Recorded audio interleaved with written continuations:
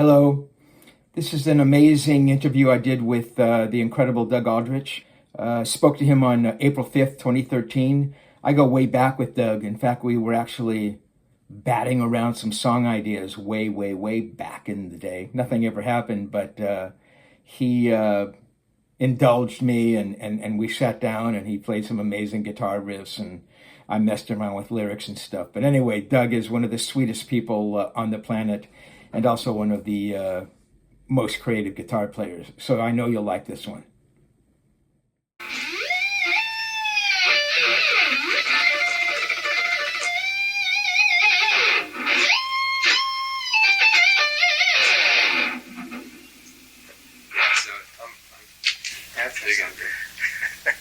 Like a little kid. Right here.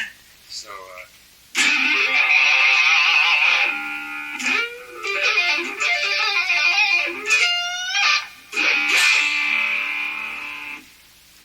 hey, this is Doug Aldrich from Whitesnake and Burning Rain, and you're watching... Oh, wait. Sorry, my bad. It would help if I turn this one on. That was great, though, man. Like a little... That was good. That was pretty good. guitar thing, and... Okay, now we're rolling. Sorry. Sorry, my bad. No, it's all...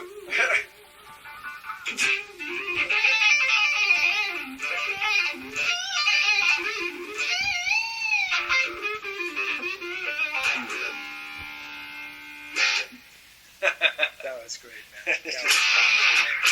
I can do another one just in case. I'll tell you what. Why don't we roll a little bit? We'll get into it more. Maybe we'll do one towards the end again. Okay. That's great. This is the better camera, so I was all right. Focus mainly on this one and look at that peripherally because this has the better lens and stuff. Okay. So, gotcha. Should we do another one with that one? Yeah, do another one. We'll spice it up and get the best one because that one might have been cool too. But this one actually has the better texture. Okay. That was great, though. That was good. Um, So we're sitting here with Doug Aldrich in his home studio. Which is a mess, by the way. Completely, this is really, you're only seeing this side of it right here, but that's the really messy side where I've been working. But it's a working studio with a working musician. I mean that's what it looks like. I mean it's not a clean business, right? Rock and roll. Well, it's it's actually nice when you walk in and it is clean, but I'm the guy that's got to clean it. I'm the cleaning lady and the musician, so I decided to just live, free with it and come in and record. And you go for convenience. So there's cables all over the place. There's probably soda cans, beer cans. There's amps in the middle of the room, guitars everywhere, and that way you can get the job done faster. Which brings up a really interesting point, Doug. I mean, you've been a pretty proficient engineer of your own music for a long time. I mean, you can do the Pro Tools thing, you can run boards. I mean, is that part of really what it takes to be kind of a professional working guitar player in today's kind of world of rock and roll? I think it is important to have those skills because, there's all this technology that's at your fingertips. It's really good to be able to get your ideas down when you're writing and stuff. And if you had, in the old days, you had to book a studio and get in there, and it was a whole process. Now, when you get an idea, if you learn, say, for example, Pro Tools, as you mentioned, man, you can put it on your laptop and be anywhere in the world with it. You get an idea and you can put it down and have an actual demo in a matter of minutes. So I think it is important to learn. That said, I would prefer to just play guitar and not, if I'm actually doing a record, like a Whitesnake record or a session, or, with Burning Rain, it was a little different because it was kind of a side thing, and it was a labor of love, too. And there were a bunch of constraints. But normally, I loved having an engineer where all I got to do is play guitar and really focus on that. Interesting. I mean, Doug, again, you bring up some interesting points. You've done tons of sessions for all different kinds of people. In fact, I hear that you just did some work. Are you going to do some work with Lady Gaga? I actually can't even elaborate on that whole thing. But I have met her, and she's an amazing artist. She's a metalhead, isn't she? Yeah. I mean, I've just talked to her. She's like a real deal singer. I mean, I had no idea until I started watching what she was doing and realizing that she's got a killer tone. But I've heard that she was into bands like Maiden and Priest and Whitesnake. That's right. Yeah. Definitely interesting. Well, that was a peripheral comment I wanted to make. As a Lady guy, Haha. I worked with Lady Haha. as someone who's done a ton of sessions for all kinds of different people, you've been, obviously you're part of Whitesnake. You've played with Dio. You've had your own bands, Bad Moon Rising and Burning Rain, and various different projects. You're one of these people, and unsung isn't the right word.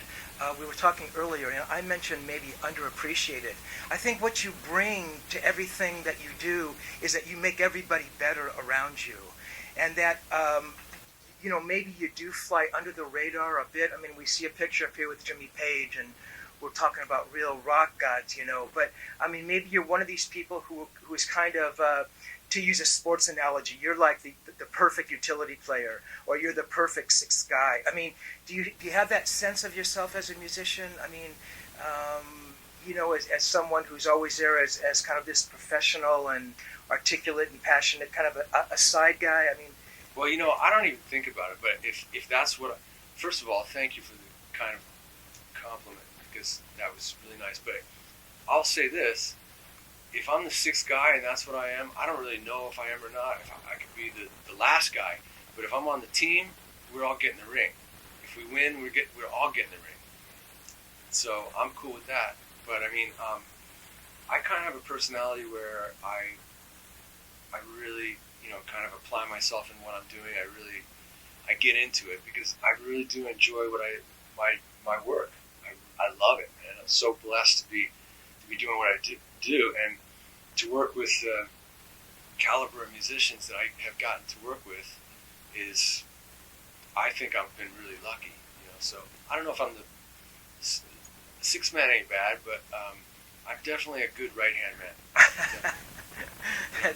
For example, with David, David he's one of the all-time great rock musicians, and he's not just a great rock singer. He's a great composer. He plays guitar. He plays piano, and he's a visionary. And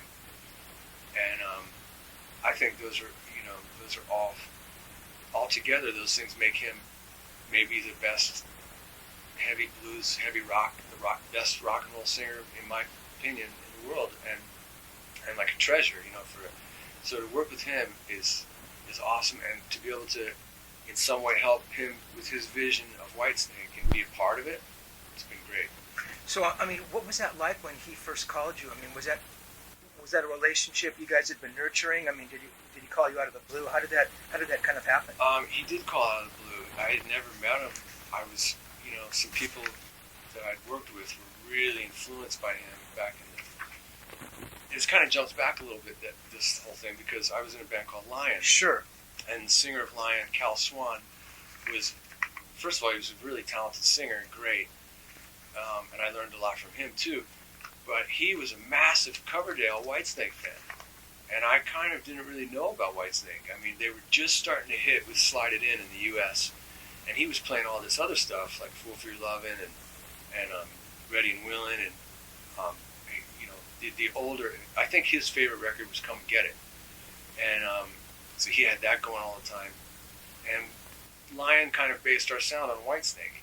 So through the years, people would go, man, if you ever got the gig with Whitesnake, David he'd be really happy with you or whatever. And I never dreamed it would actually come to that. But I was later working with Dio, which we can get into that some too. But I was on tour with Dio, and David happened to notice me. He was looking for a guitar player to kind of he wanted to do a little touring, I think, is what it came down to. Who had just left the band? Who was the guitar player that had just left? He had been on a hiatus since he had done some stuff in Europe in 1997 and 94 previous to that. But he hadn't really been working the Whitesnake thing too much. I think he was taking time. He had a little boy and was concentrating on raising him, I think. And then he started doing his solo stuff, and little by little he decided, well, I think there was a tour that came up Scorpions, Whitesnake, and it was just, it was interesting because I heard about that tour, and the promoters were saying to Ronnie, what do you think? Would you like to be on that tour with Whitesnake and Scorpions? And Ronnie said, nah, we're gonna work on a record after this. We had been on the road for a long time. And I was just like, no, Ronnie, me and Jimmy Bain were both like, Ronnie, that's a great tour, man. We got to do that, Whitesnake, David Coverdale. And I think at the time he was talking with Sykes, and we were like, that'd be freaking great, And then Ronnie's like, no, we've done enough touring. You guys got to get back to work. So he called me and said, I'm looking for a guitar player for this tour. And I said, well, I mean, to be honest, I said, listen, if you've got Sykes, it's not a gig I'd want, because obviously Sykes would be he'd be the guy, And I got a great gig here, man, with Dio. And he goes, no, I want you to do the band with me. I want you to join the band. And I'm not. He and Sykes, I guess, had talked a little bit, and it just didn't work out for either of them. And I have utmost respect for Sykes, which is why I wouldn't want to be in a band with him. You know what I mean? It wouldn't work. So I said, well, that's interesting. Let me have a think about it. I'm going to talk to Ronnie, and then it ended up working out. That is so cool. So you came in and did the live in the Still of the Night? Well, actually, this is pre all that stuff. There was no plan to do anything except a 2-month tour. That's all there was. David said, look, I'm putting this band back together. It's going to be you, Rhett Beach, Tommy Aldrich, Marco Mendoza, and Timothy Drury played keyboards. And it was a really cool band, and it had a lot of different personalities, and me and Rev have different styles, so that worked out really cool. And obviously Tommy and Marco together was slamming. And he says, this is just a 2-month run, guys, that's it. And then you go back to your gigs or whatever. But 2 months turned into 9 months, and somewhere along the line, I had to make a decision about, what I was going to do. And I wanted to stay with David. I mean, I loved working with Ronnie, and I wouldn't be in Whitesnake had it not been for Ronnie. He gave me a shot. But it just felt great with David, and now we've done several live projects, we've done several studio records, we've done DVDs, and the chemistry's there. In my opinion, David and I definitely have a great chemistry. So it was the right decision for me at that time. Oh, absolutely. So I mean, what were those first gigs like, Doug? I mean, having to learn the Whitesnake stuff. I mean, having to interpret, what John had done, and those previous Whitesnake guitar players. I mean, what was that like, sort of, hearing this stuff and making it your own? The playing wasn't a big deal because I was on my game, because I'd been touring with Ronnie for a while, and Ronnie put me out there. He said, basically, you own that stage, take it over and make them remember you. And I did my best, but being on stage with him, I really got my stage chops together and my confidence to where, I had people, throwing beer cans at me because it was like, who's this blonde guy, with Ronnie, Ronnie's the man, who's this dude, and I'd see a beer come flying, and I'd be like, all right, come on, man, see if you can hit me, see if you really can hit me, because you missed, sucker, and I just got my confidence together, and because of Ronnie, and so when I started working with David, I was like, all right, this is the gig I'm supposed to be doing. And I was really excited about it. It was nerve-wracking because I was, just like when I first did a couple gigs with Ronnie, it takes a while, even going, David Coverdale, man, it's crazy, But as far as the playing went, I was pretty comfortable because two things. One, I'm a blues-based guitar player, and Whitesnake is blues-based. And so that older Whitesnake stuff I felt like I was confident with that. And as far as, stuff that Sykes had done or whatever at that time, me and Sykes have very similar influences. I mean, Gary Moore being one of the main ones, and Randy Rhoads being kind of the second one. I don't know who else he loves or whatever, but I know he loves those guys because I hear it in his playing. And that's, that whole Gary Moore, that whole...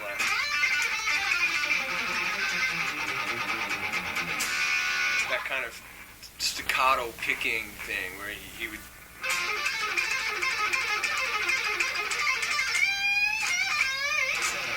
Or they.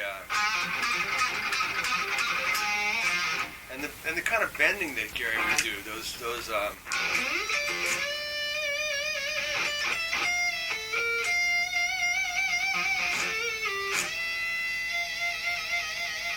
which David calls that front pickup the woman pickup, woman tone. Sorry, Gary, I'm not warmed up yet, but you get the idea. You know what I'm trying to say. But so me and Sykes have those similar influences. So his type of playing was not. I can't play like Sykes, but we have similarities a lot. Plus, he's playing.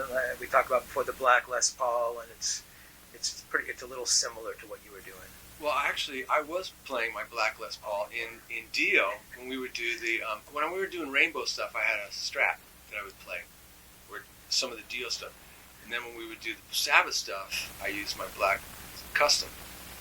And then when I got in Whitesnake, I did a couple gigs, and I think somebody called me Adrian. It was like, "Hey, Adrian, great gig," And I started to go, you know what?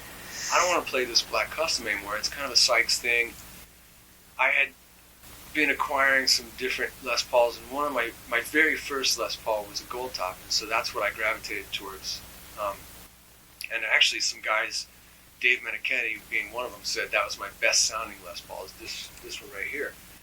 And so I gravitated towards that because, hey man, I'm a fan of Sykes. I respect him. I don't want to get on his turf or whatever. I mean, I'm in the same band that he was in, so that's enough.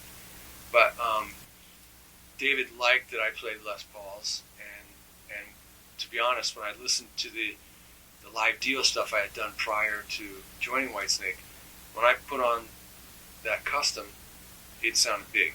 It's like definitely. I mean, you can get a Strat, you can get a Strat with a humbucker like Eddie did, and it's a killer sound. And you got this.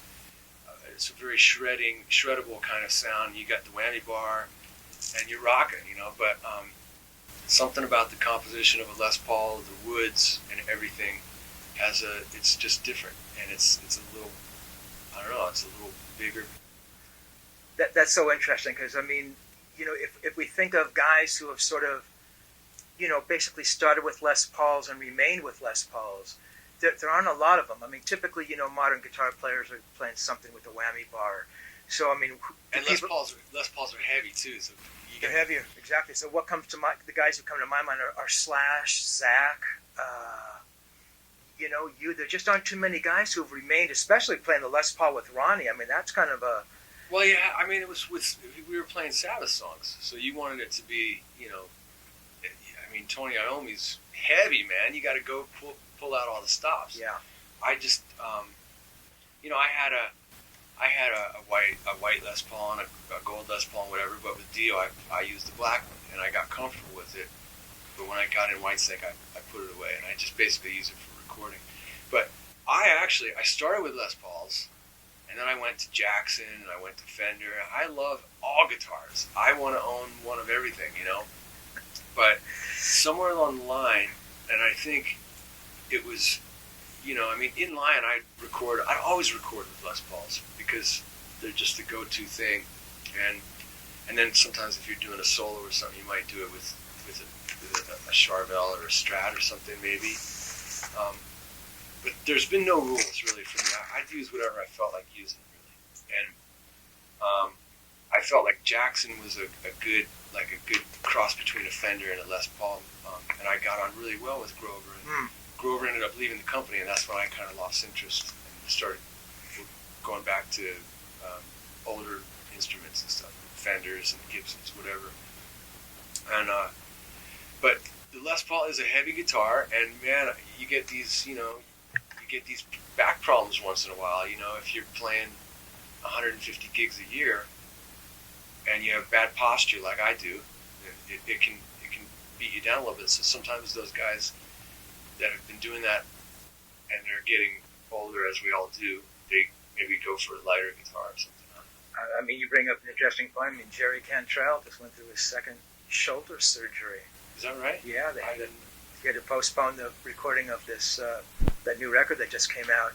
Oh man, I hope he's all right. Yeah, I think he's fine. In fact, I think the first one done was 7 years ago. It's just that same thing. He gets it in the shoulder, you get it in the back. So I mean, and he was a Les Paul or a G&L guy, or yeah, he's the same time. He's got Les Pauls. He's got some. I think he had some Paul Reed Smiths, or no, it was Dean was making some guitars for him. But I wanted to mention this guitar. Now you talked about black. Let me change that. Yeah, I was just. Looks good though. It's all good. That's great, man. So we were talking about black Les Pauls? Les Pauls. I wanted to tell you, because I've got a black Les Paul in my lap, I want to tell you about this, because this is not the one I'm talking about. This is, I'm calling this is my Black Hornet Les Paul, because it's got it just reminds me of a Black Hornet. But I just got this several months ago on eBay. I saw it and I fell in love with it because it was called a Black Top. It's not a custom like what Gary Moore or Sykes or any of those guys plays. It's like a 57 reissue, but it's a special custom shop one. So it's got the wood with the black top with the bumblebee looking knobs. And I just got it back, refretted, and I'm slowly getting it road ready for this upcoming Whitesnake tour. And I'm really excited about it. So that's why I'm playing this instead of my number one. Because I'm just, really happy to get it back, and it's playing like butter. That's cool. And you mentioned that this is the first time you've used a brass nut. Yeah, the Luthier. I work a lot with Suhr guitars, actually. Even though I'm playing Gibsons or Fenders or whatever, John Suhr is like a genius. Do you know John? I know of him. Yeah, absolutely. He's absolutely a genius, and we designed a pickup together that I had in all my guitars, and I love it. And it's done really well for him too, I think. But he would do great frets for me, and he's just gotten so busy he couldn't do it. So I had a guy called Bruce Nelson, who Vivian Campbell had turned me on to, and he's been doing these frets. They're stainless steel in this and another gold top that I got. He did, and he also did my black one. Even though it was retired, I wanted it to be like, it's probably my best sounding Les Paul as far as recording goes. I don't know, it just sounds perfect. It's the 70s.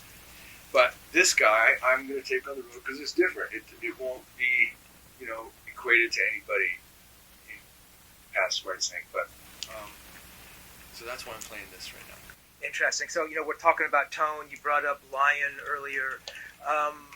It's interesting because, Cal was really kind of a cross between kind of like a David Coverdale and a Ronnie Dio, the two singers who you would subsequently work with. It's just an unbelievably small world. When you look back on that period, Doug, and kind of look at your playing and working with Cal, how would you sort of characterize that? That was definitely my, I guess you'd call it, grade school or high school of shaping what I was wanting to become and what I'm still trying to become. And but Cal was awesome because he came from Europe, and I had never worked with anybody from Europe before. And he was, I think like you said, he was definitely influenced by Ronnie. His tone was probably more Dio-ish, the way his vibrato was and stuff. But he was a huge David fan.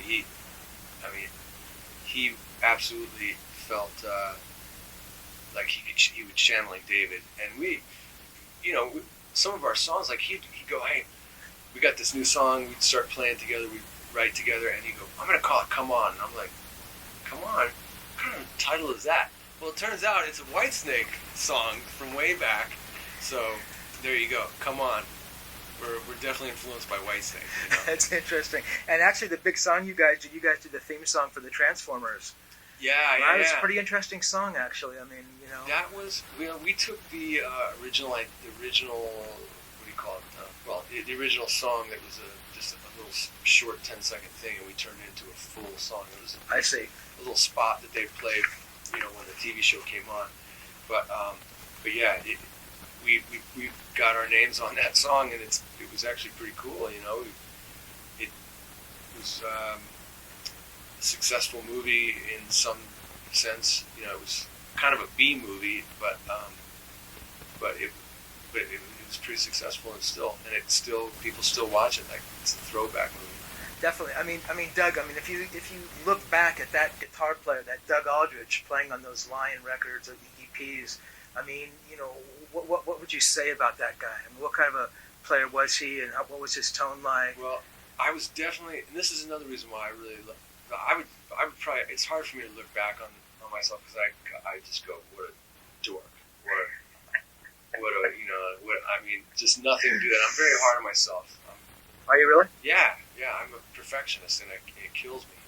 I can't let stuff go, and I definitely don't want to look back at stuff from the 80s or whatever. But I will say this: that Lion we were one of the only bands in LA on the LA Strip circuit, whatever, that wasn't like a glam band, because, and I gotta say that's because of Cal, because I was impressionable, man. I was, my late teens, early 20s.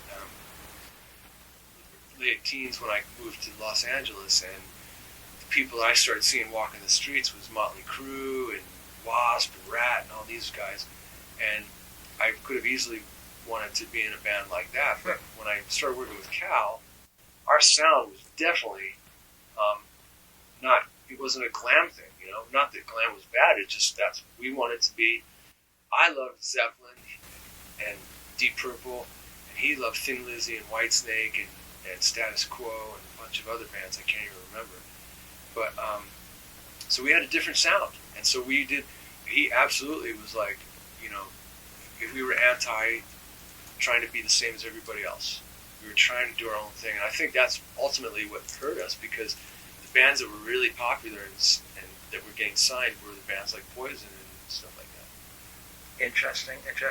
So I mean, your influences from back in the day were Zepp and Purple. The first song I ever played was "Smoke on the Water." I mean, is that true? I mean, I played it. I went and played it just like this.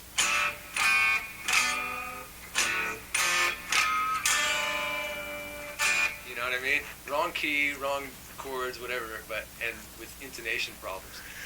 But I mean, that's a great riff. Everybody wanted to play it. What do you?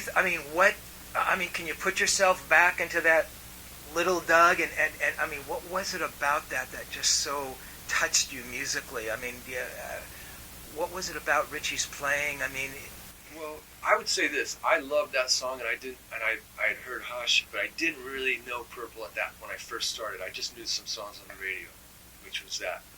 And later on, from the Burn record, I would say I gravitated more towards Mistreated. I loved that song. For some reason, I just loved. I related to it. But Zeppelin was really my first. That was the biggest, like, rock band influence that I had. I had other influences like Jeff Beck and Peter Frampton, and just it went on and on. Clapton in the beginning, I loved his songs. I can't play like any of those guys, but I mean, I love their music. But in order for me to get back to the original, guy that I was when I started, all I got to do is grab this guitar, because this is just exactly like the one I had when I was a kid. And I'd come home from school and just, first, I don't know, I'd start practicing, and it wasn't until I got to LA to where I really started playing more lead guitar stuff. But I loved this gold top that I had. This isn't it, by the way. This is another one. But when I first got an electric guitar, it was a copy of a Les Paul. It was a Sears, right? Yep. It looked like Jimmy Page's Sunburst. And then my older sister had a friend, and he said, I got this gold top that I'm going to sell if you want it. It's a Gibson Les Paul. And I go, Les Paul, gold top? He goes, yeah.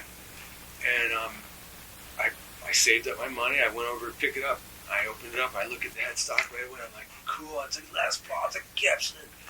Holy shit, it's amazing. And I looked at this part. I'm like, whoa, what color is that? It's weird, man. He goes, that's a gold top. I go, no. It's the gold top is the one that Jimmy Page plays with the gold in the middle. He goes, no, that's a Sunburst. This is a gold top. And I was like, it's a little bit. I thought to myself, it's kind of ugly, but you know what? Now I love it. It's my favorite color of Les Paul's. Of all, it was the first color that that Gibson made with Les's name on it. You know, it was all Goldwyn, and I just love it. I love that color, and just for its. I thought it was weird. Everyone wants a sunburst. Everyone wants the Holy Grail, the 58 or 59. But if I got a real 57, I wouldn't be crying. You know, a real 57 would be pretty awesome. So you were aware that Page played Les Pauls. Oh yeah. You know, but those other guys you mentioned, I mean, they were all kind of.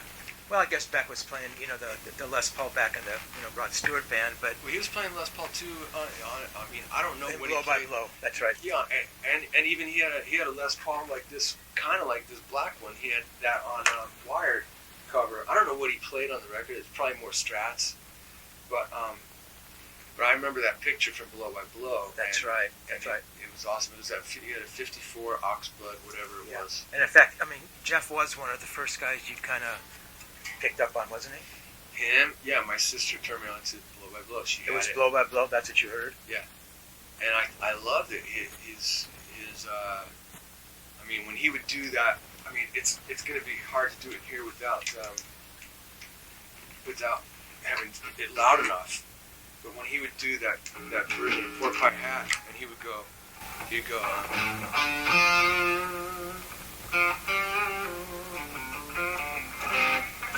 That bit, and then it gets to the whole thing of.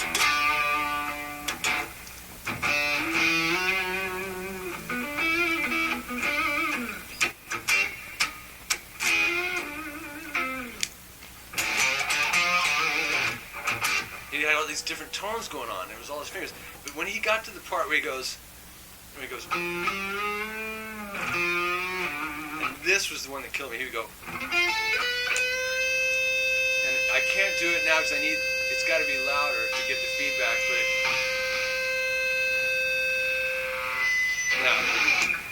it would go into this note, it would go,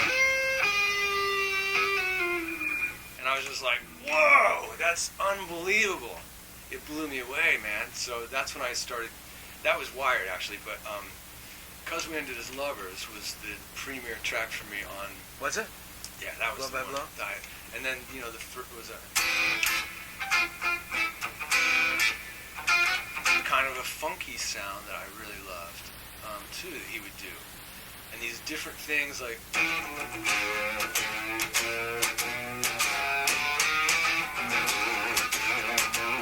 I don't know, that's not one of his songs, but I think it's an older song. You're thinking of Rice Pudding. Yeah. No, but you're right. No, he was pretty amazing. I wish you hadn't said that because I was thinking, what a cool riff. It could be a good Whitesnake song. It's a kind of a mutated Rice Pudding. Yeah. So. He was. I think he's still my favorite, actually. Well, he's just so talented, and it's all in his fingers, you know. And the story that I heard about Beck that was so cool was I worked with this producer called Mac, the German. Of course. And Mac worked with Queen, and he worked with Michael Schenker and all these guys. Who Michael Schenker, by the way, is I love him. Yeah, you're a big. You did like UFO songs back in the day, right? Doing covers. I mean. Well, I mean, I learned them, but I mean, my biggest influence of Schenker probably would be using the wah, trying to use the wah, and being influenced by his wah playing and his vibrato. So sweet. But shit, I forgot the point what we were talking about. I'm sorry, you can talk about Mac. Oh yeah, Mac. Mac said when he was working with Queen that Jeff Beck came to the studio and he said, and everybody always wanted to play that guitar of Brian May's. I've gotten older. It just happens.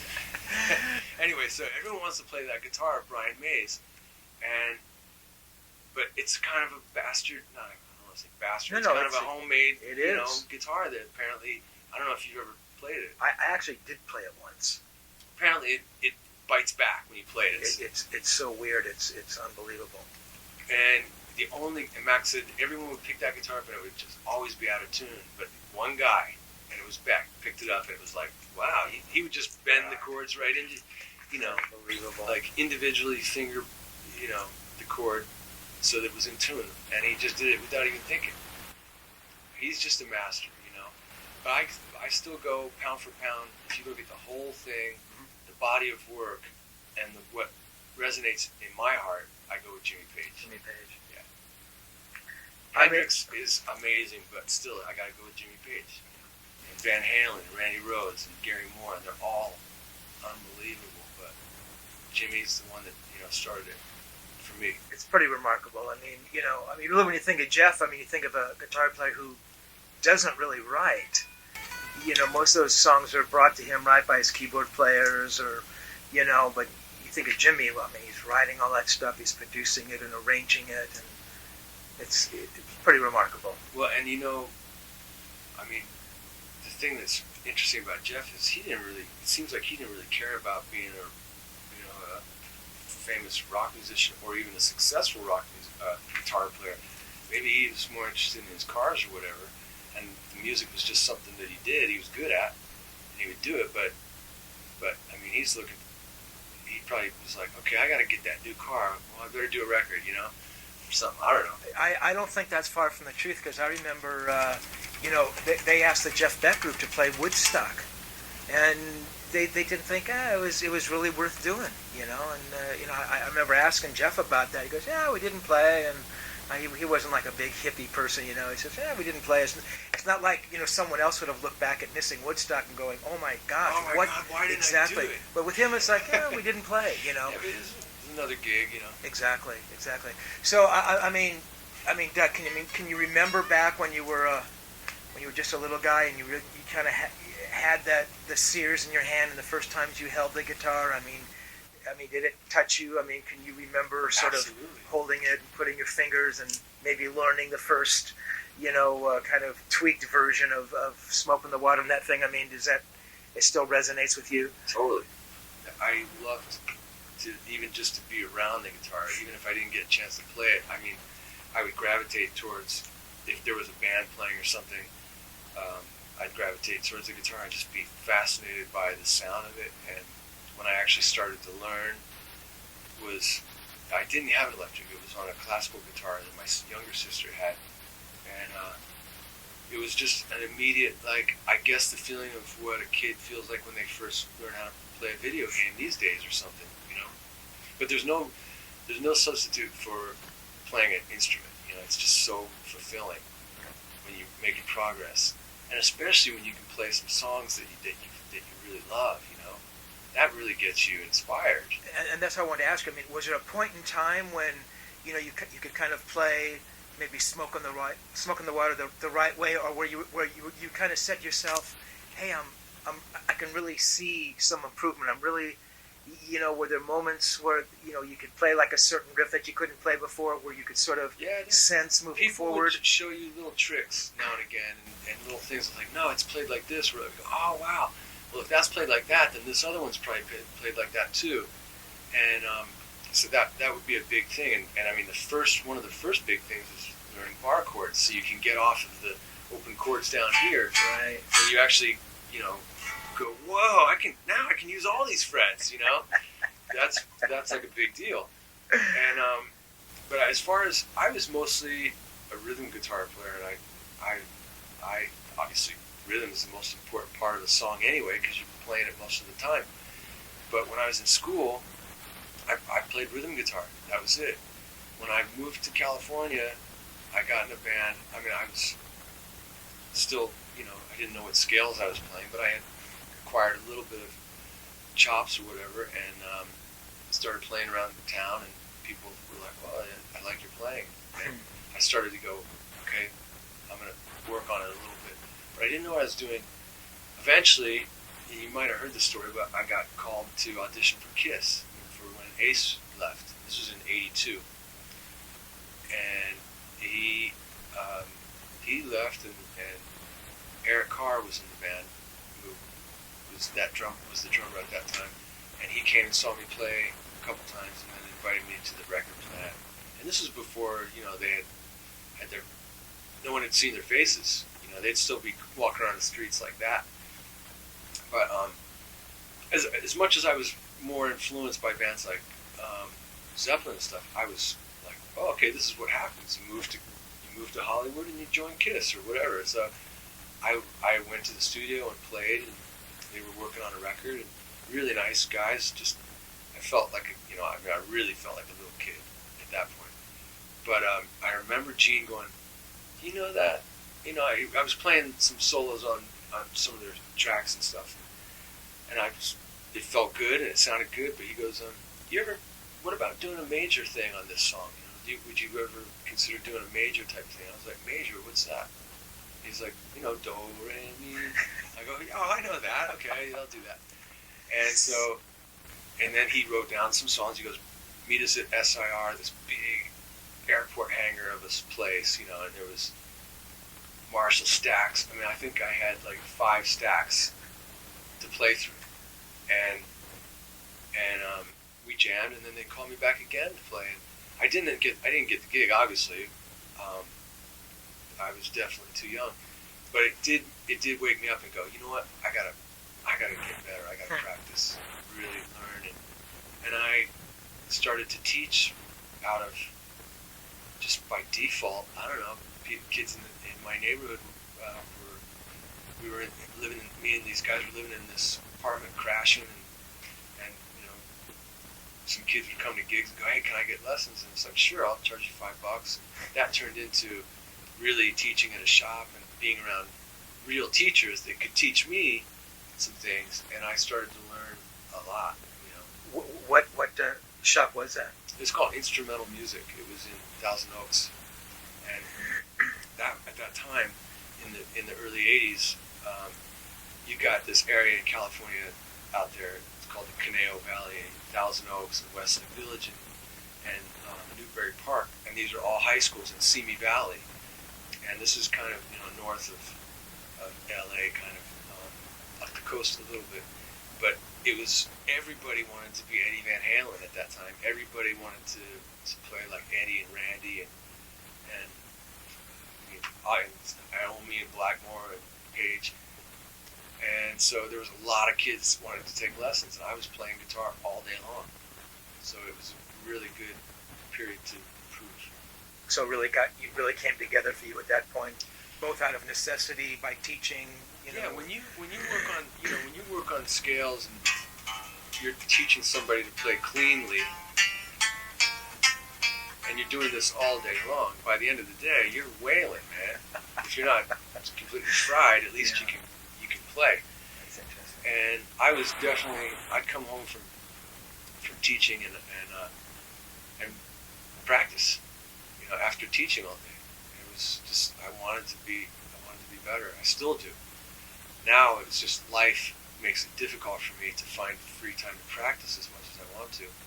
When I warm up, I can, via something that I heard, now I can actually play it, and I'll go, oh, that's a nice thing. I'm glad I learned that.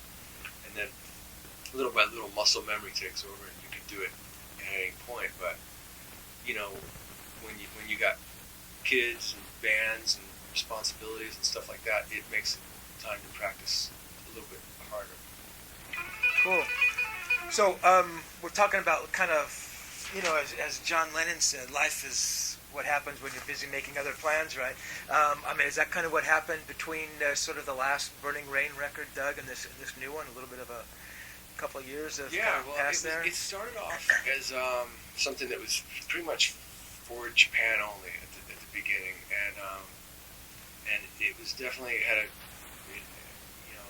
that time I'm still learning, but I was learning what songwriting, what I could be good at songwriting wise, and we did those 2 records, and then I joined Dio, and it just kind of went from there. I was full time with Ronnie, and then joining Whitesnake directly after, and full time with Whitesnake. And I haven't really done anything other than a couple of guest spots with Ronnie to fill in. If he needed a guitar player on a tour, I'd fill in maybe for a week or something. But other than that, it's been full on Whitesnake all the time. So it was basically in 2012 having a little bit of free time. I had made an agreement with Frontiers for a third Burning Rain record a while ago, a long time ago, and they had said, I said, I need to work around Whitesnake's schedule. And they said, no problem. But it just, time went on and on and on, and they were kind of like, come on, man, give us, let's get this record done. So this year, when I had some free time, Keith and I we kind of revisited some songs that we were kind of thinking would be cool for the next record, updated them, and then filled in some blanks, some different stuff that we liked, and we knocked it out really quickly over a long period of time, if that makes sense, because I would have like, a day and a half every week or something where I could focus on doing the Burning Rain thing. Other than that, I was working with David. We had all these projects that we were trying to do that are very important to the band. They're important to David and they're important to me because these are things that for example, a live DVD is going to come out, and then we're going to tour on that, and that's my commitment. That's my job with Whitesnake is to support all those things and help David get it done. So I couldn't ask him, hey, I need a month off so I can do this thing, and I had to do it in my free time, and so we knocked it out, and it's kind of a little bit more of songwriting wise, I think it's a big progression from those first two Burning Rain records, but we kept it still in the same vein, same type of stuff. I didn't want it to be in any way something that would step on Whitesnake's toes. Obviously, there's only one Whitesnake because there's only one David, but I didn't want it to be a thing like where I was trying to sound like Whitesnake or anything like that. I had already done that with Lion and Bad Moon Rising, trying to sound like Whitesnake. So this, we were keeping it to what it was, which is what we had started, and I feel like it's got some cool songs on it, and they go together. And the more you listen to it, you realize that this is it's got flavors for me that people would be familiar with, but it's also got its own thing. Absolutely. No, the new record is is great. I mean, when you said that it's got flavors from you that people would recognize, I mean, what are those qualities in you as a guitar player and as a writer that people sort of recognize? I mean, what is it that you do that I go, oh, that's Doug playing that stuff. I can hear that. I mean, or there's some things like there's definitely some lead things that I do that are these types of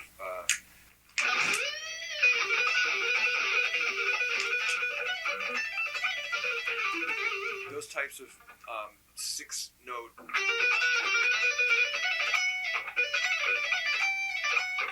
notes. Let me start this over. Let me start that bit over again. So there's things on the record that people would equate to me in terms of like chordal things that I do, and then some lead types of stuff. There's a thing that I kind of took from Gary Moore and try to do it my own way, which is groups of 6 notes, and I do that a lot, all over the place, like where I would go.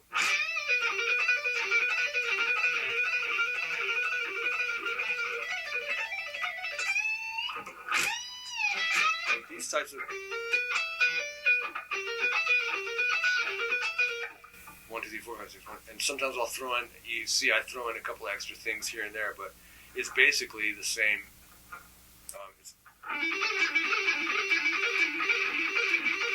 That kind of thing, and then things like chordally. I was mentioning there's this minor 7 chord thing that I love. There's songs like this one song, "Ride the Monkey," that's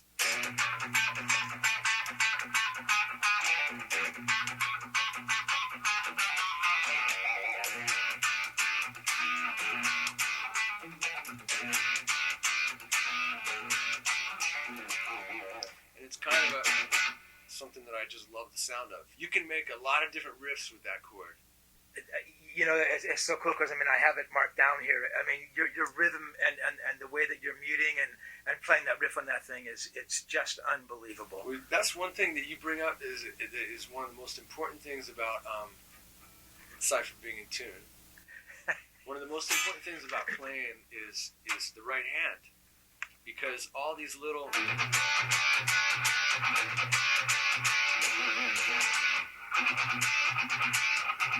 these things that guys do, from Metallica down to Jeff Beck, or let's say up to Jeff Beck because he's above. But the right hand is super important, whether you're playing with your fingers or a pick or whatever, because that's how you play tight. You can take a simple riff. There's another riff that we made a video for, My Lust Your Fate, it's called. And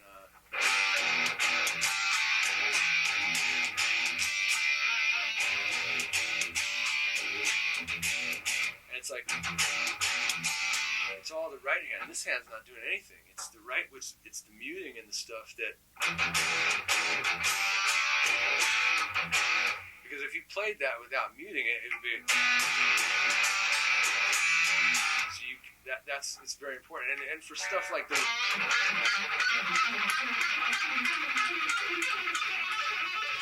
those types of staccato,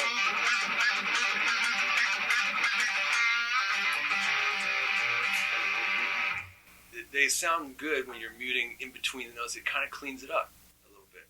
Or those types of run.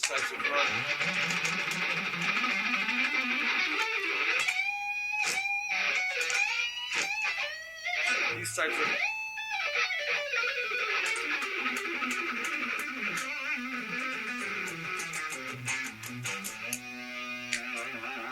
a lot of those little staccato things or whatever is that. It's that makes it good. That's unbelievable. Which all comes from you talking earlier about how you really started as a rhythm guitar player. So well, rhythm's super important because, like I said, you know, those things are what make the song. If you've got a, let's say, you know, it's like that's the part you're going to play. You're not going to be playing the solo the majority of the time. Well, exactly, and that groove you played, I mean, really covers. I mean, a lot of what Whitesnake does has that kind of that swampy, bluesy groove. You know, that's why. Yeah. You know, watching the band, excuse me, on the live DVD, the one from Japan. I mean, that band is locked. That is a really tight freaking band, man. I'm glad you brought that up because oh my gosh, there is a confidence that I see on that DVD that's like really, you know, we don't need a lot of special effects in terms of production or whatever because the band's really confident. And of course we cleaned up some stuff. We cleaned up some guitars, you clean up some vocals, whatever. That's because I don't want to sit there and listen to a guitar that's out of tune forever, and I don't think anybody else does too. We're not saying that, you know, I'm not saying that something was replaced. You clean it up so that it's like, hey, it's not out of tune anymore in that one spot, so that's cool. Or, you know, maybe it could be anything. It could be an audience thing where, you know, you get home and you realize this audience mic is working good and this one's crackling, you know. So what are you going to do? Just leave that? No, you have to use a different mic in place of it that captured the audience from another position or something, you know. Whatever it takes so that when you're watching the DVD, you get the essence of being at a great show. And there's definitely mistakes on it. There's definitely things that I know, you know, David probably left some lyric things that were not correct, and that's how he did it, you know. Yeah. So that's how we left it. And Yeah. there's definitely some raw guitar stuff. But I'll tell you who pretty much spot on the whole time is Brian Tichy and Michael Devin. They are an unbelievable rhythm section. I Yeah. mean, they are. Those guys, I mean, it was like, you know, that's what they did that night, and there wasn't any bad notes, there wasn't any nothing. It was like just, and you can see. I love watching the confidence that Tichy has. You know, when he's you got David in the front, but you see behind him and Tishy's spinning sticks, and he's, you know, doing this and he's doing that, and he's so on it. You know, it's like almost like his mind's going, okay, I know what I'm going to do 3 songs ahead right now already. And that confidence rubs off on everybody. Like you had said earlier, if you can be good enough to make other people better, then you're doing it right. Exactly right. And David makes us all better. Tishy was making us all better, and him and Devin together is slamming. It's like me and Rev are just the icing on the cake. It doesn't even matter really what we do. It sounds good, you know, with just those 2 guys on the rhythm section. So those guys doing that rhythm section thing, I mean, you just feel the groove. It's like you can't not lock into the groove, right? I mean, you'd have to really, you know, try and not play with what those guys are doing, it's that pocket's so big, right? Well, I mean, it's just pocket's big, and it leaves room for some. Let me explain it like this: if you listen to what Reb and I are doing, there's some moments where it's like really locked in great, and most of the time it's pretty close.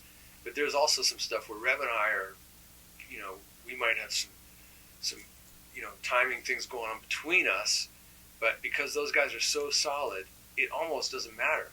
Like, it just still sounds really good. And maybe in some sense, it actually is kind of cool when Reb and I are a little bit off, because these guys are locked down, and then we're widening it out by doing our own thing. But I agree. It's a really cool.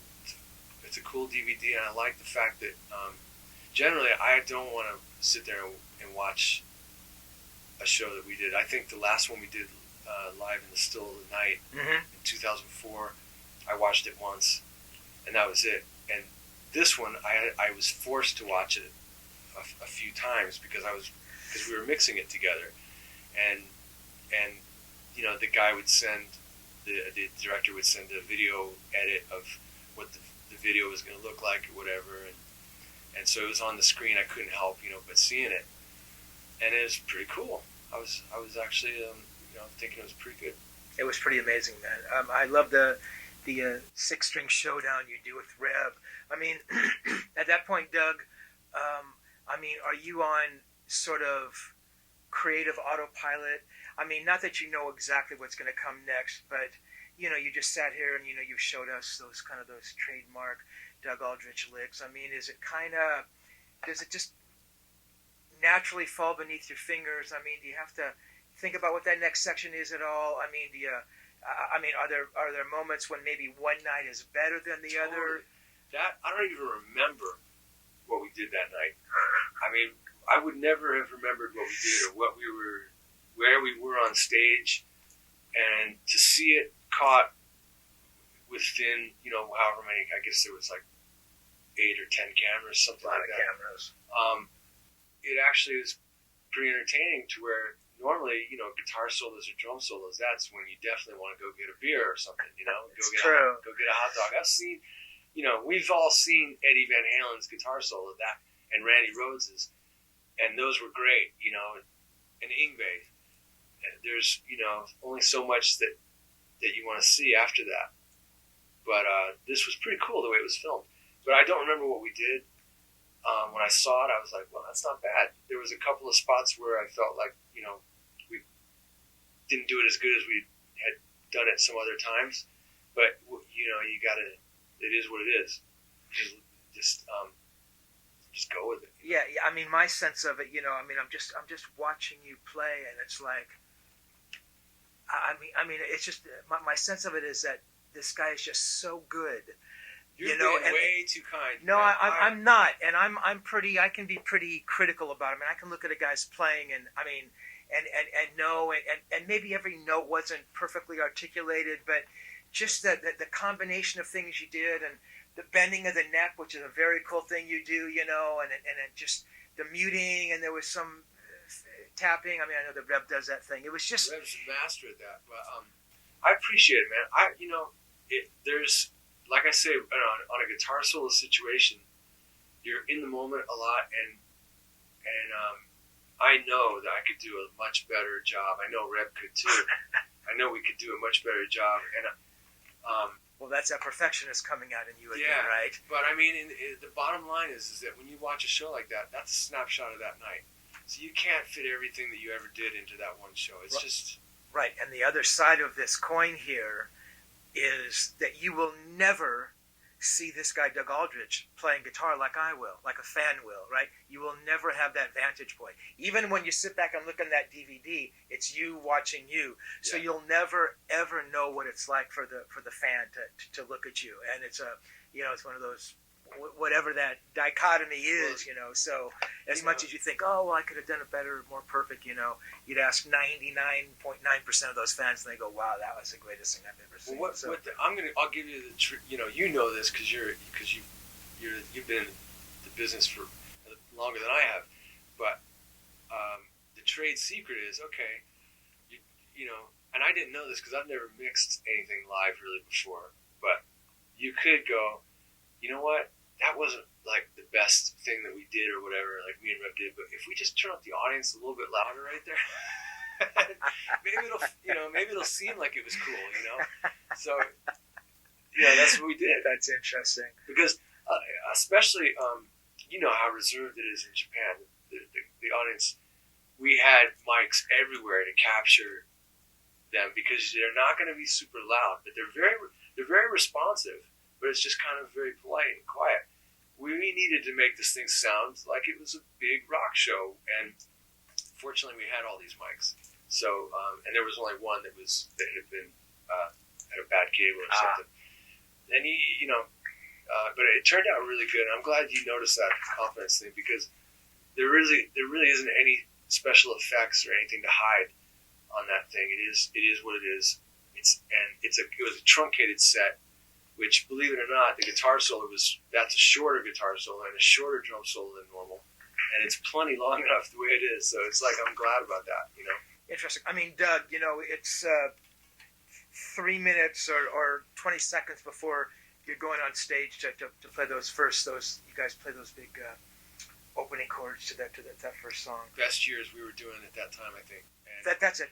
And we do a thing that David, he loves that kind of, you know, we've written songs around that.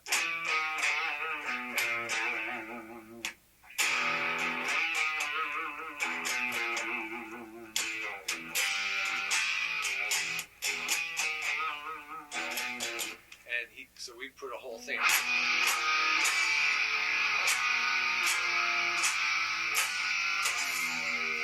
You know, that's all Randy, that stuff. I remember seeing Randy, and he would do that. And he would go, or he would, all that.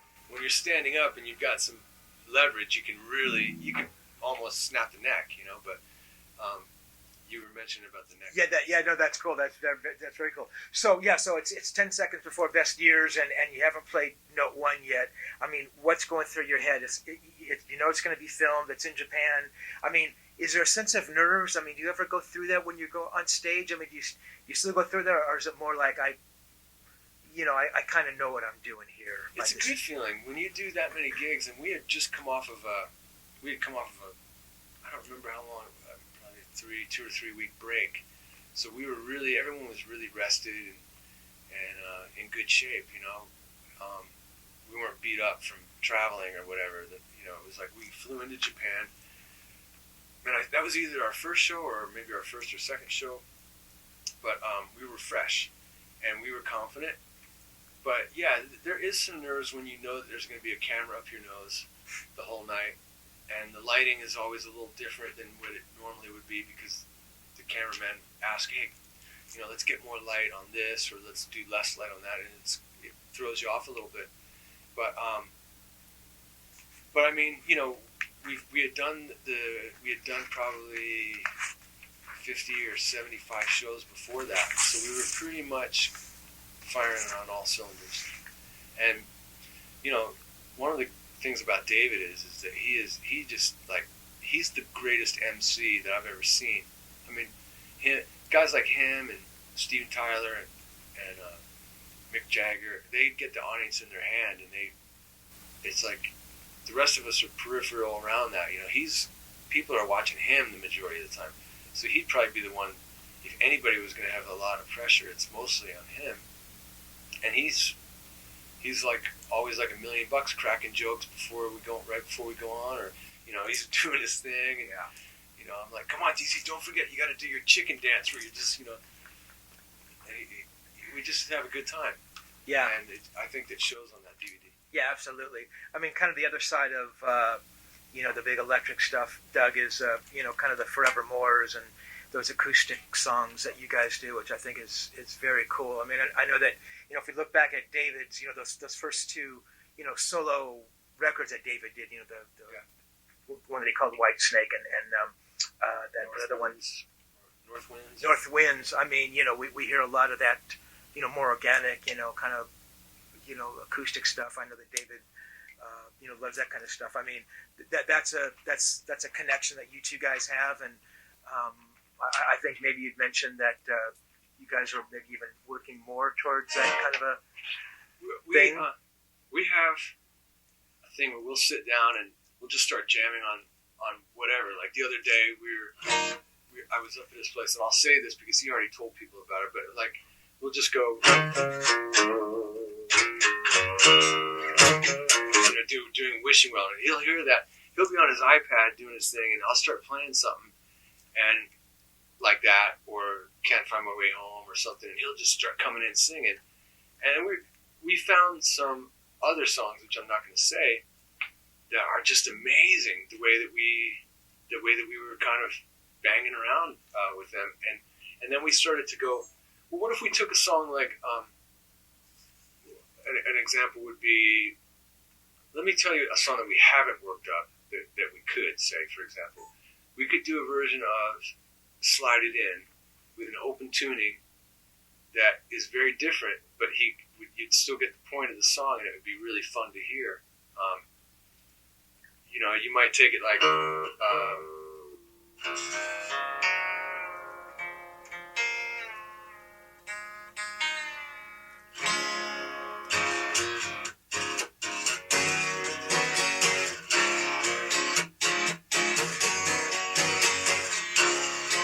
just making this up as we go, but you could do something like that. You talk too much. You could do something like that. David and I sit around and do that all the time, and we love it. And so, maybe, who knows, maybe one day we'll work on a project with that kind of a thing or something. That's so cool. And we're always constantly, he is great at so many things, but he's great at going, hey, that thing you just played there, what was that? I'm like, I have no idea. He goes, you were doing something like this. And he'll kind of cherry pick this little thing that I was doing and make it into, he'll go, that's a riff right there. So we're constantly coming up with little pieces of things that could potentially be Whitesnake songs. And I've said this in the past, it doesn't matter what it is, if you, like that Fare Thee Well song is typically not what you would equate to a Whitesnake song. But when David starts singing it, it's like it becomes Whitesnake all of a sudden. It's pretty amazing. Great song.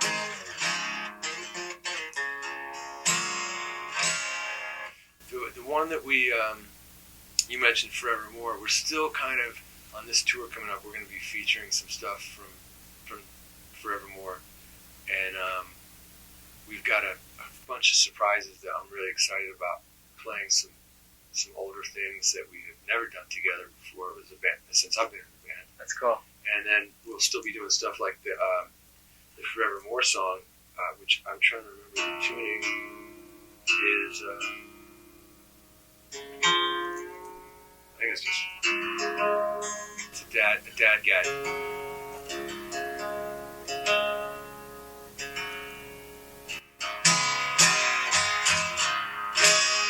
It's that Jimmy Page thing, I think, right?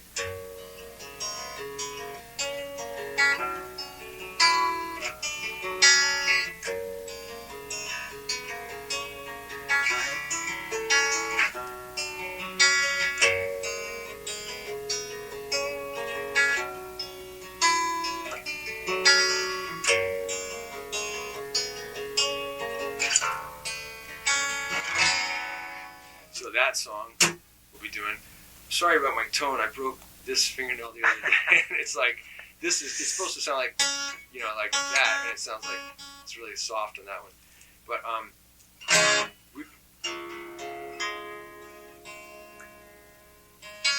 another song that came with this tuning is on the Burning Rain record is Heaven Gets Me By, which is amazing song, man. It was just like I always have different acoustics set up for different tunings or whatever, and I'll pick up a guitar and just go, oh, I don't know what tune it is.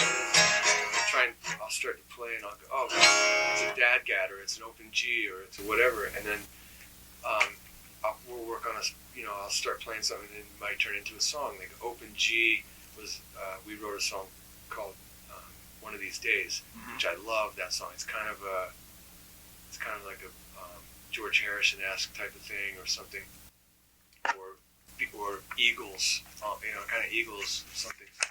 But with this dad guide tuning, you get into these other things, and I just picked it up one day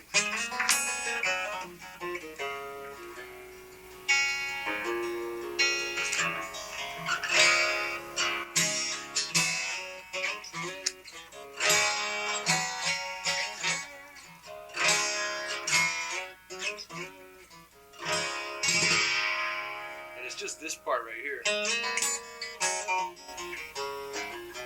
This, which I really liked. It kind of had like a Stephen Stills vibe or something. It does have a Stills vibe. I got a little bit of a kind of a Jimmy Page White Summer vibe off that. Okay. Well, I'm definitely, it's probably that. But I never somehow.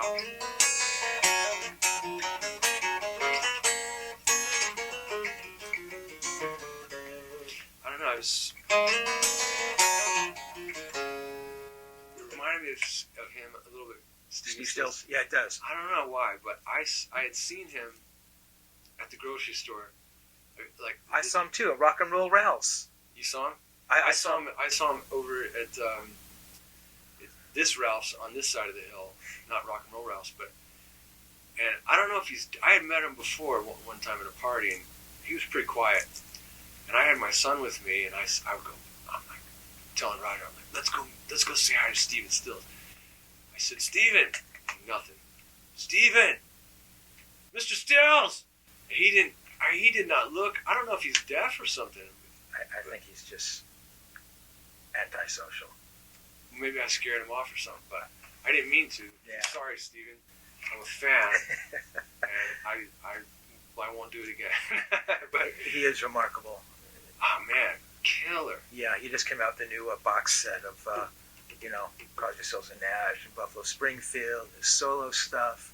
He's a master, kind of an acoustic guitar player, and his tunings and the sound of his acoustics. I mean, besides Stills, did you ever pick up any of those other American kind of guitar players, Doug? Well, as far as acoustic, or electric guys. And what about guys like, does Randy California mean anything to you? The guitar player from Spirit, I thought was real interesting. Yeah. He was a little more obscure than I found out about him later, because wasn't that kind of didn't they have a song that was kind of a little bit of a seed of kind of Stairway to Heaven in a sense? They did. It was a song called Elijah. You're right. It was that same kind of. That, I don't know if it was before or after. It was before, and whether whether Zepp heard that and subconsciously, who knows? It was that same kind of that descending kind of a riff. But yeah, that was a band. Yeah. But I got a line on you, and But as far as my American guitar player guys, it would probably be hearing stuff, maybe some of the blues guys a little bit, that stuff that would be on the radio, like the BB stuff that would be on the radio, or the Chuck Berry stuff that was on the radio, which is really cool. And I didn't fully appreciate it until later, like the last 10, 15 years. Interesting. But yes, American guys that were mostly the rock guys that I found.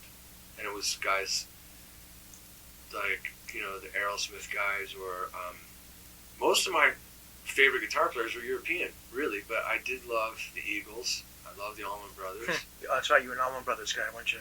Well, I loved it more for the songs than for the guitar playing, because those songs were just so great, and they were on the radio.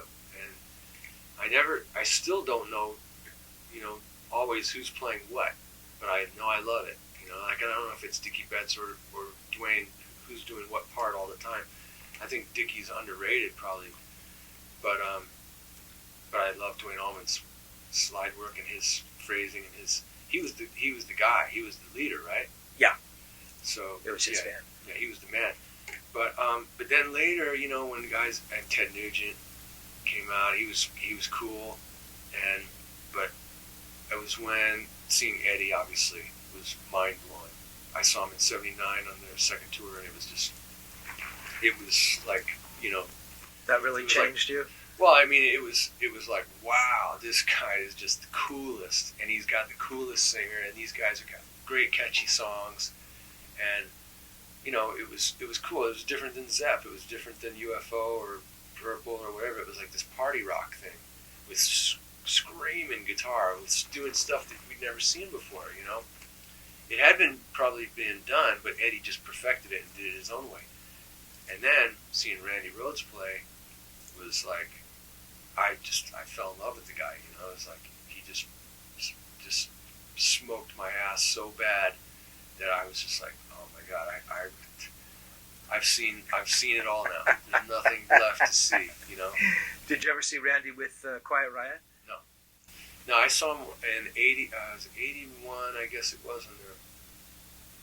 It was still on the Blizzard of Oz tour, but it was like, I bought tickets the day of the show, and it got at the box office at this theater in Philadelphia, and he got 4th row right in front of Randy, and Motorhead was supporting him, and Motorhead came on, and it was so loud, man. It was just like, I mean, we love loud music, but this was just crazy, like your eyeballs shaking loud, you know.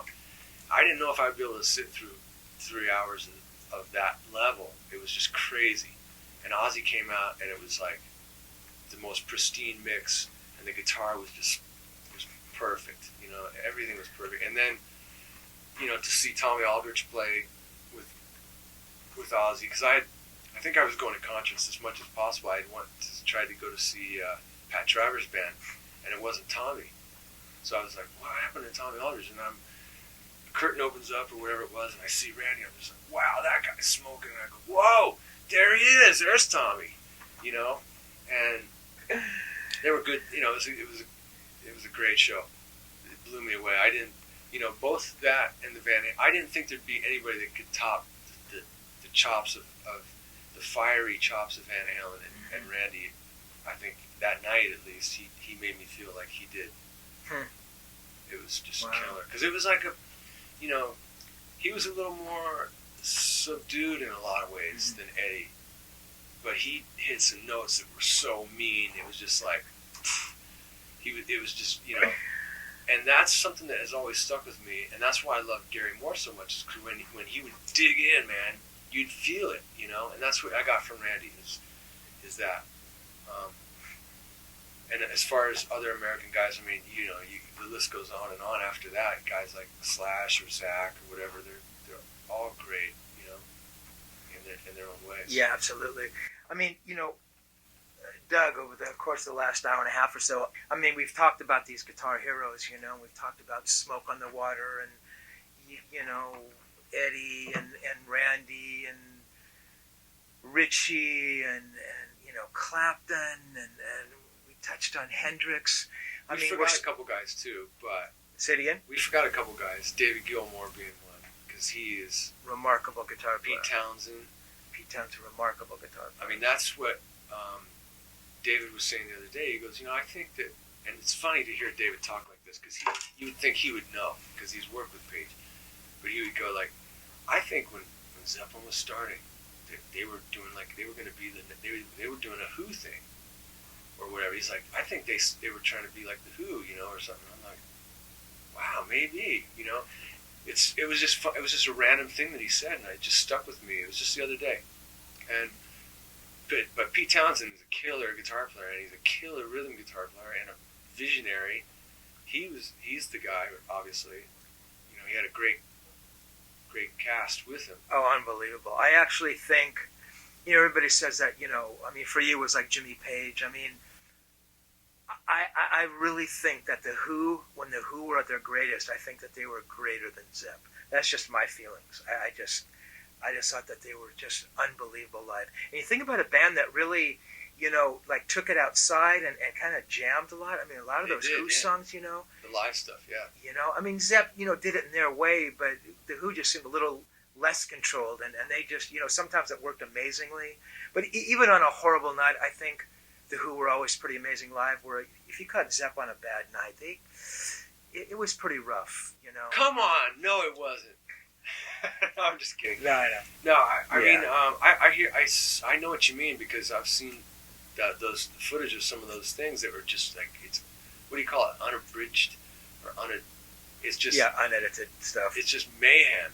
It's like they're just going for it, and that was the combination between the dynamic between Keith Moon, I guess, and you know, if I have a regret, it would be like not realizing this stuff when it was actually going down, because You never do, though. That's what life is. You never have a sense of what that is when you're seeing it in real time. yeah, that's what it is. 'Cause, I know. I mean, it's like figuring out like why, like, okay, we all know. I'm not even going to give you an example, but we know why this song sounds great. But it's like, and we know that this song sounds great, but we don't know why it sounds great. And then later you figure out, oh man, how genius was it that the guy did this or did that? And it's way down, for me, I'm a late bloomer, you know? But you can see between, the vibe between Townsend and Keith Moon is just, they're playing off each other. It's unbelievable. And Entwistle's holding it together, and Roger Daltrey's just ready to kick somebody's ass at any moment. He's doing his thing. And I can see where David was talking about, because Zeppelin would kind of do that, but it was more like John Paul Jones and Bonham doing these rhythmic things that were supportive of Jimmy and Robert doing their thing on top, and they'd extend jams and do these crazy things that were really cool. But and then you know, well anyway, we're getting off the subject, but the Cream and Hendrix Experience also had that, you know. Definitely. It's really, really cool. Which kind of, you know, my remarks from earlier. So here we are talking about the Who and Cream and Hendrix and Zepp. You know, some of these bands have been gone for 30 or 40 years. Obviously, some of these guys are still playing. You know, and Purple and you know, you brought up the Blind Faith song. I know that you covered that with the House of Lords guys. Yeah. You know, did that great cover. I mean, we're still talking about these guitar players. You know, are there modern guys that we're going to be talking about in 40 years' time? Are there guitar players in bands, or guys that have been around for the last 10 years? I mean, that are going to touch us in that way? Well, they're touching kids. I mean, there's some bands that I was just over at a friend's house today. He was showing me this band Volbeat. Is it called Volbeat? Have you heard of that? I'm interviewing those guys tomorrow. Are you serious? With Rob from Anthrax. He just joined the band, right? A couple of months ago, or he left Anthrax and joined that band. Exactly. I think he produced it. He did. Well, anyway, I never heard of these guys, and they kick ass, man.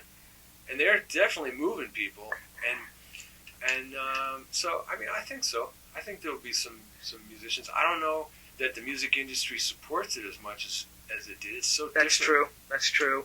It's like really different now, but like the good thing is that with the technology that you have, you can actually, you know, you and I could make our own record right now, and we could have it for sale tomorrow. We could. If we wanted to. We could.